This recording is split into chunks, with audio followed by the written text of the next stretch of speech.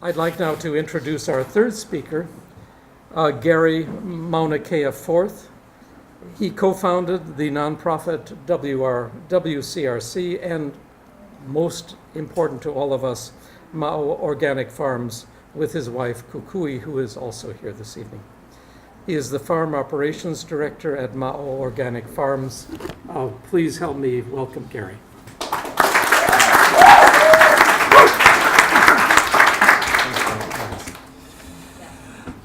Kia ora kako, and aloha mai kako. It's lovely to speak to you, and I'm delighted to be here. So thanks for having us, Donna. Thanks for having us. I would thank you for acknowledging my wife, Kukui. Where are you actually, Kukui? Oh, right there.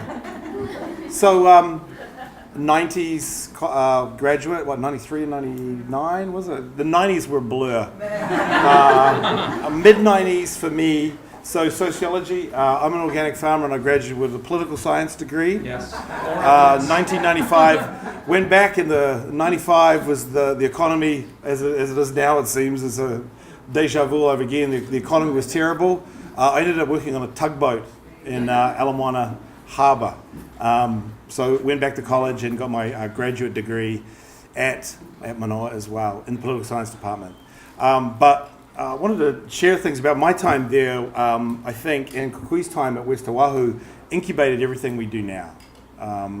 We spent a lot of time thinking about what we do now and being a little bit angry about things, thinking about the deficits and being, we were activists for a very long time.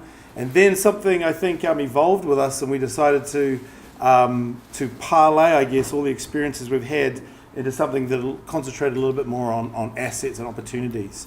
And so in 2001, after she was working in teaching and in youth development, and I was working in microfinance, we decided to start our own organization. Basically frustrated because it was a missing piece in our community. And so we started a social enterprise. It's called that now. Back then it was community-based economic development, much less sexy term, yeah? And with a simple idea of putting young people to work so that they made some money and went to college. And in our community, that was a rare thing. It's still a rare thing to this today. I think 1% of our community has a 4-year college degree. The deficits are enormous, but I'm not here to flood the room with those things because Kelly is like a living example of some of the young people that embody the opportunities. Then all will become farmers. We focus for them on the idea that it's a leadership training program, and they'll go off into all walks of life. Definitely some will be farmers. But they'll work in food service, they'll work in the communities, but they'll bring a presence to the people they work for that'll include what Uncle William Isla has said over and over again of love, respect, and the willingness to work. And so now, today, we have 50-odd young people. It's hard to keep count sometimes because the music is so loud and garish. Thank God for the new Adele album. The first one was flogged to death.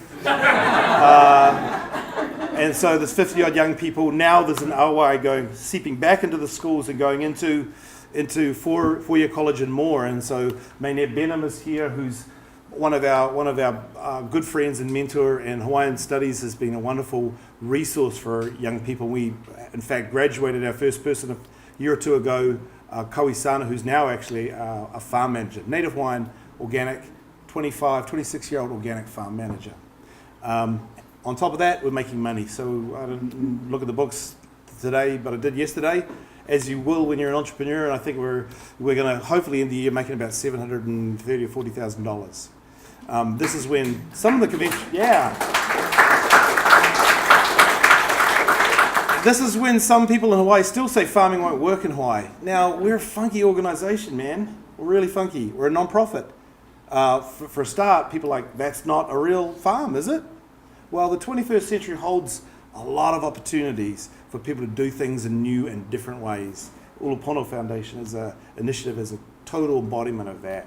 And so we feel that hitting some of that percentage that you mentioned is one of our goals in life, because for our community that means money comes back into the community. We don't have to buy into some offshore development that's coming in. I don't know if anyone remembers the Tyco Corporation. They were one of the Enrons of the world. They were one of the big people that promised all the good things to happen in our community and left pretty quick. That building that they built, which was supposed to be, I don't know how many people they were going to employ, ironically, is going to be the new LCC, Leeward Community College campus. So it was a win-win somewhere along the line for the community. So the point of what I wanted to say to you is everything we do now is incubated either at Manoa or West Oahu. And for me, actually, I started at KCC because I failed university miserably twice in New Zealand because I played rugby and drank beer. And so when Tara invited us to this, I thought I was going to talk a lot about drinking at Manoa Gardens. And in fact, I could write a thesis on that. There was the first place with that micro beer in a very large cup. Yeah. Oh God, it was a joy. And it was reasonably priced. Not only that, the graduate student organisation had a little fund that we could spend on entertainment.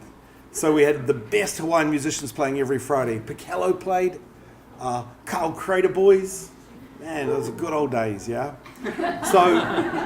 So everything we do now was incubated here, and it was incubated, I think, for two reasons. One is I didn't just do political science. I did a certificate also in environmental studies with John Harrison, who's now retired. And that was a phenomenal experience because I got to meet people like Ruth Gay, who is my joy of thinking I can plant a seed and it will grow into food, and still to this day that kind of blows my mind, was implanted by her. And the love of biodiversity and biological diversity was planted by her.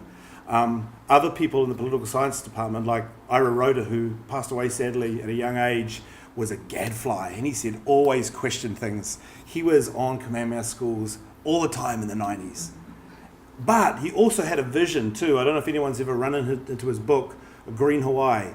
It said things about Kaimuki that are happening today. Like there should be cool, funky restaurants, there should be urban spaces, there should be gardens. He wrote that in a book way back in the early 90s. Jim Data. I want to hold some of these people up because Jim Data's still teaching there. He's got to be 145 or something. And he looks like he's about 62. But he challenged us to vision a better world. Not only that, he challenged us to vision it on Mars. Not right here in Honolulu. For Waianae, that's the perfect scenario. Not only because we're like Mars, but because we want a tabula rasa. We want to think from without all these impediments and what the possible opportunities there are out there. Louis Herman, who still teaches at UH West Oahu, I was an American environmental studies class in political science, and it was all about indigenous relationships to the earth. I met Steve, my friend Steve is a graduate of 95, that class too. We started going to the rural areas of Oahu, and from there, I fell in love with some farming that was going on in Waihole Waikane, met the Rapoons, and realized that having born and raised in Aotearoa, New Zealand, I wanted to go back to farming again. Then when I went back to grade school, people like Sankaran Krishna, Nevi Sogut, they in this world that we're living in today with all the things that went on in Paris and in Beirut and other places like that, they implanted to me how our local issues were global, and that peace and justice and equity and race and culture should be celebrated, not feared.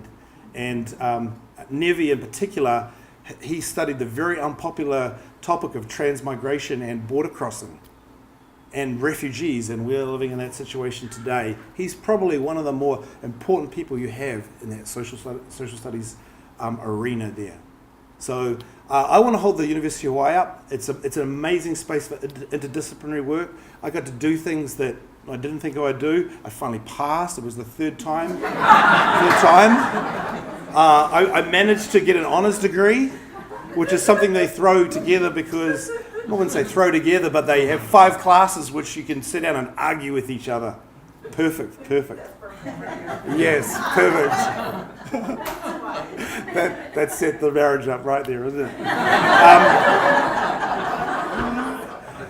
Anyway, you're still doing it, which is good. Yeah, there are some bumps in the road. The telescope, GMO taro, all kinds of bumps in the road. Let's not focus on those. But Although when I say political science and organic farming, there's sort of an underlying thing there. But you're still doing this, and you're doing this in a interdisciplinary approach that bridges what you do here or out there or one of the campuses to the community. And I think it's rare that anyone can say about the UH system that they're, up in that ivory tower, because they're not.